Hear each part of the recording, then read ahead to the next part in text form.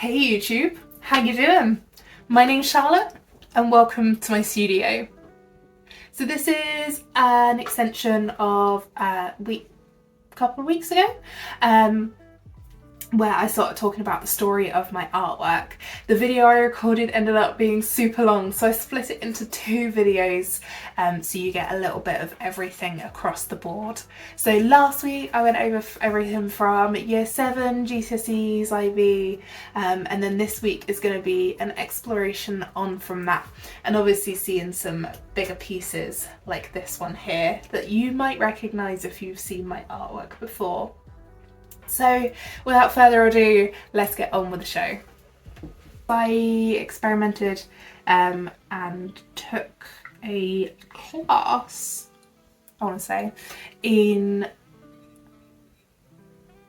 having a mould, plaster moulds. So I was really happy with this one. You can see on the nails a little bit, it's chipped, it's gone through the walls a little bit, but this is, bear in mind this is 6 years ago. It's been really dusty, however a little brush over with a makeup brush or something normally does wonders. There is actually still, the product we use to cast is alginate. There's actually still some alginate in there because I am not getting it out of that like tiny hole there. It wasn't worth the pain. But that introduced me to this, which brings me on to my third year. And a little reason why I'm wearing a University of Ottawa hoodie. So my third year was really, really exciting. I went off to Canada to study for 3 months, and I honestly think that was the best 3 months of my degree. I met so many wonderful people and got to play, really. So I did history of art, I did, what else did I do? Another history of art module, but it was more to do with, rather than the history of all of art, it's the history of modern art. I did a sculpture module and a photography module. And it was like, okay, cool, yeah, sculpture, photography, nice, easy. Got a bit of learning in there with my history of art that I didn't get back in England.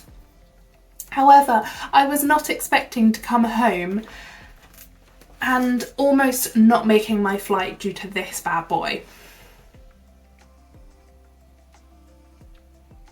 You heard me right, I almost didn't make it home.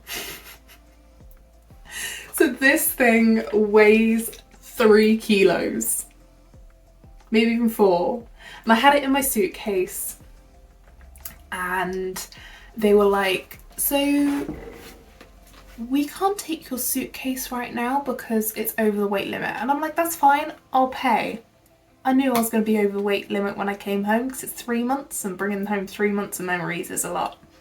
And she was like, no, we can't take your suitcase because it's over the cargo limit.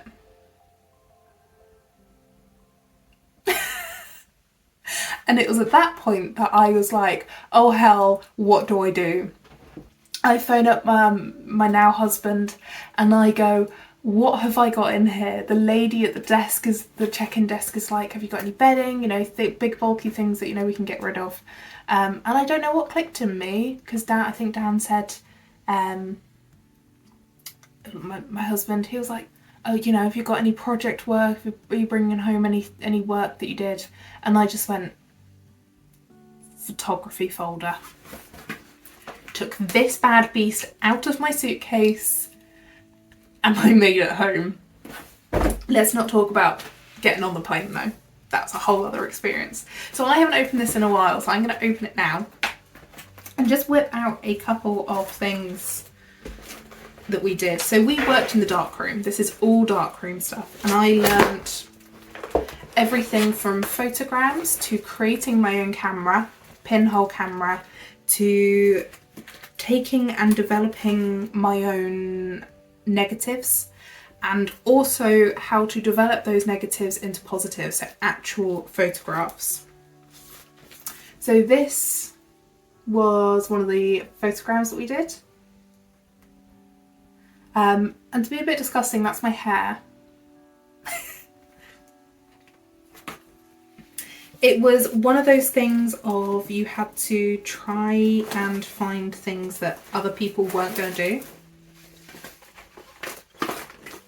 And you had to make it as interesting and obscure as possible. So you can begin to layer items in the like magnifying glass area or directly on the table where this this paper is. So again, as I said, this was light sensitive paper. So the moment light touches, anything goes black where the light touches, and then anything where it misses, it goes white. Then these go through a bath. So you can see how many I did. These go through a bath that starts the process of developing, then it stops it, and then you kind of like finalize that process. So that was our first project. Our second project was our pinhole camera. Just trying to see if I have anything from that.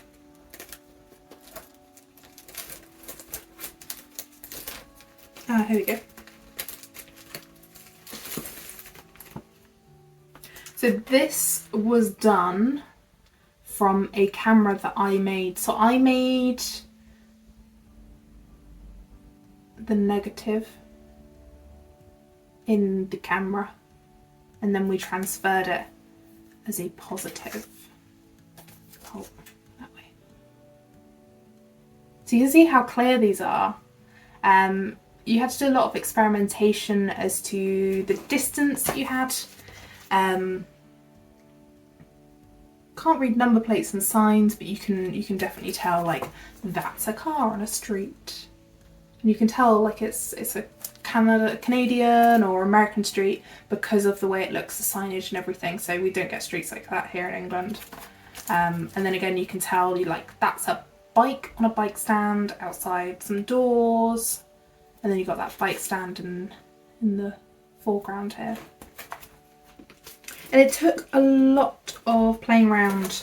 It took a lot of knowledge about your own personal camera, depending on how deep it was, to know where, how far away your subjects needed to be. So everyone's camera was different because everyone had different sized boxes or sized, we used tins as well. So that was really, really cool. These are then some of the negatives that I produced, so hundreds. I have hundreds of negatives. I won't show you all what they are because it starts to give the game away. But I've got 6 pages here, let alone all the others. So the first assignment that we had from our actual cameras was called Nothing Like You've Seen Before. I felt like I had an advantage on this because I was new to the area, I was completely new to Canada, I'd never been there before, never been that far up north. So these are some of the negatives that I produced. It's like a screenshot.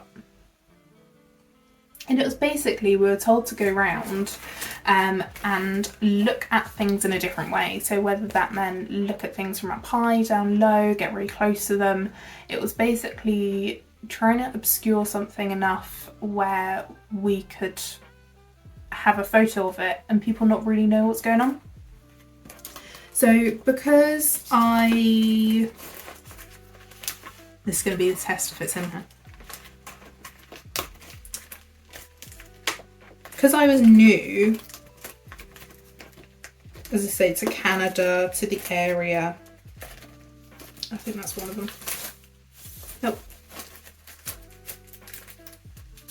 I took photos of bins, I took photos of benches, I took photos of the mundane things, because it was like, well, this is completely new to me. It may be normal to you, but to me, my bins don't look this fancy and ornate at home in a casual park. But one of my proudest pieces, which I'm hoping is somewhere here. I don't think it is. I think it's in another folder. Was Fire Escape Clarence, and if I find a photo of it, I'll pop it next to me. But it's one of those things of, it's a fire escape. Go to America, go to Canada, they use the fire escapes being hanging off their buildings. You know, you see it in Friends, you see it in, you know, all the American comedies and things. But it's something that I felt really interested in, and I was like, hold on a minute. My professor, he did work where he took a photo of a tree, but he took it at the angle of the tree. So for example, if your tree is leaning at a 45-degree angle, he took a photo at a 45-degree angle. So the tree looks straight, but your landscape is at this direction, the horizon. And that really throws people, because they're like, but it should be that way. And they're looking at it like this. And it's like, no, it doesn't have to be. And that really intrigued me. And it still does to this day. As I talk about it, I get excited, because it's like, actually, that's something really cool. And for me, because we don't really have fire escapes that, you know, hang on buildings in the UK, it's not really common. We went to the local market area and it was everywhere. And suddenly I was taking photos of fire escapes like no tomorrow. And I brought that back home. In third year UK, I brought my obsession of staircases back home. And it led me to matchsticks. So going back to being multimedia artist, it led me to matchsticks. And I created a few prototypes. Not limited to the 3 I have with me today. So these are all handmade from matchsticks and cardboard. And you'll see that I think it's like, got to be a Kellogg's or something. And they've survived. So we're talking 5 years ago now. These, I played around with the photography with them. I played around with lighting, and I actually dangled them from the ceiling at one point.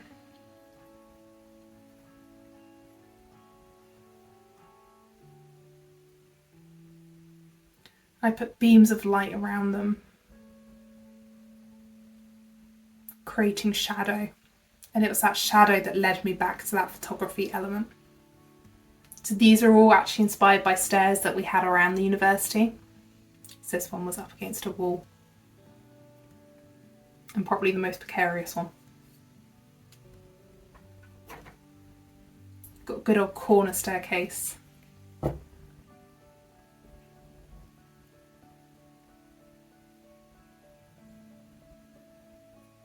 it was painstaking. It really was, but it was absolutely fascinating to work with this. And I worked with an overhead projector. For those of you who are too young to remember those, don't worry. But then I got into the obscure. So final year was a bit of a push for me. I was really lost, I didn't know what to do.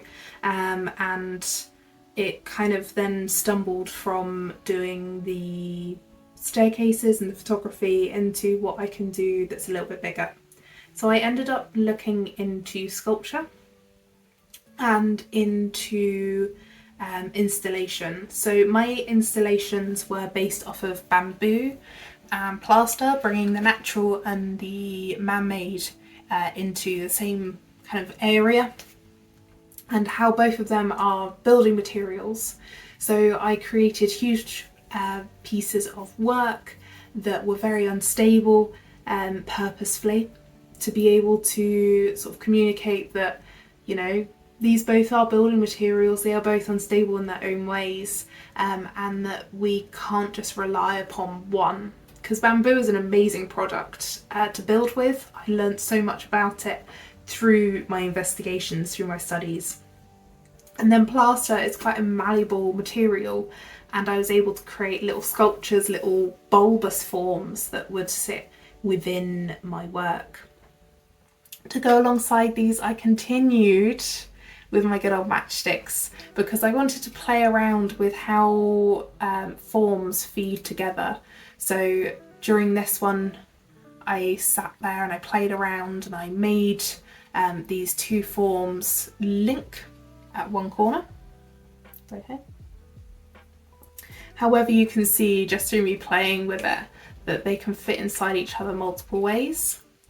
And it was that I was interested in. And it was the balance between the forms that I created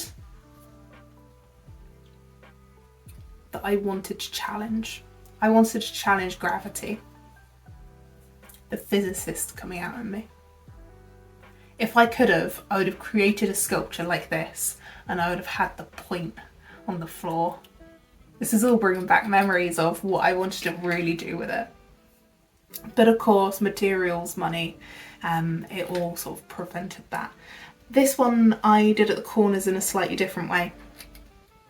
So you can see on the black and yellow one, I'm able to slide it between two of the sides. So it's got quite a lot of free range of motion. But on this one, they're tied in directly in the corner. So you can literally have one cube half sat inside the other, or they can hug. Aww.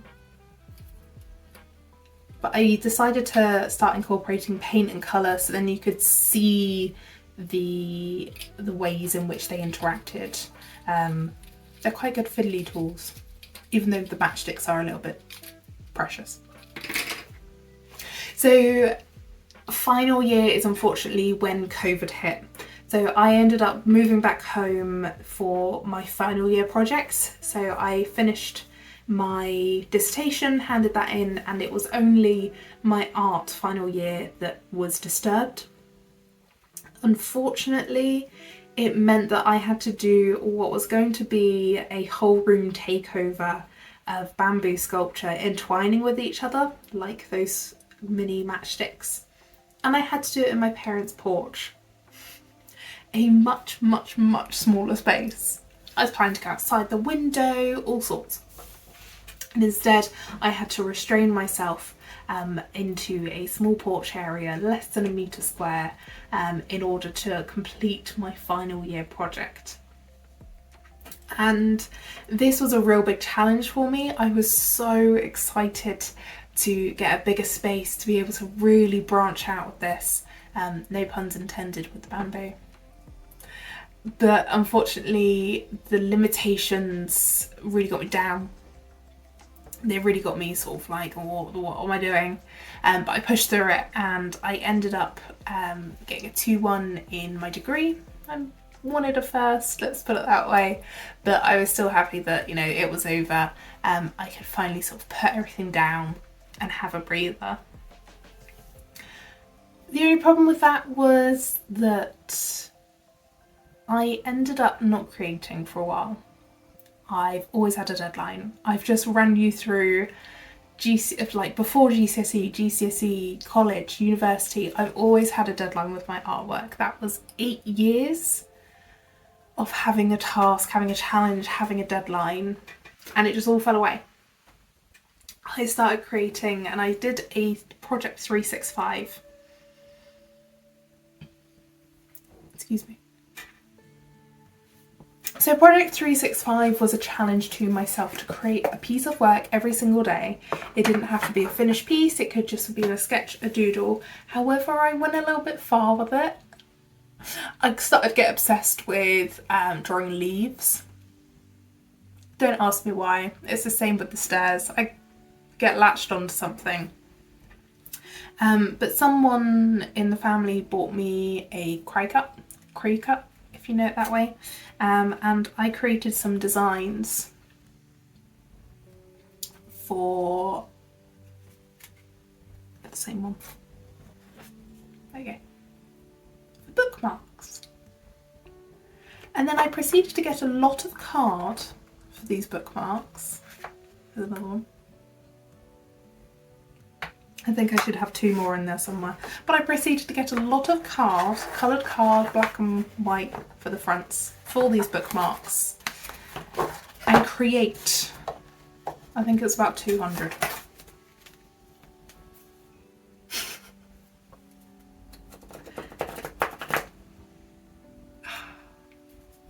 Yeah. I made mistakes during that year. These, I'm actually giving away every single one with someone who orders or purchases something with me. So you will see them around if you get a little something from my store or from me in person. But it kind of led me astray in the way that I needed it to. It wasn't grounding me, it was just mass production of work, and it made me realise that actually staying slow, doing the things that I want to do when I want to do them, was better. And that led me back into kind of this style. So previously I mentioned the piece of artwork that I had sold, the blue and purple face. And I reached back towards my college work, my GCSE work, and what I saw was I was proud of. I was actually impressed. Some of the work that I produced at uni, I wouldn't necessarily look at it that way, but it was useful to know what I needed to learn then. However, this, whatever I was doing wasn't working, and that's when I fell back into portraiture. And I started creating the series of work behind me. If you pop onto my website, you'll see the older pieces that I have, including that portrait I refer to. However, one of the first pieces I decided to create was Chloe, and I've referred to her a couple of times. And if you haven't seen her in person, you have to. I'll tell you when my next event is, because I don't think you'll be able to see her in full here.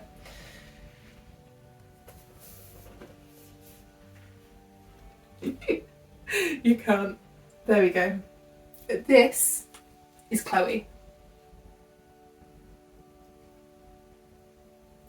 Chloe is one of my proudest pieces. You can probably see why.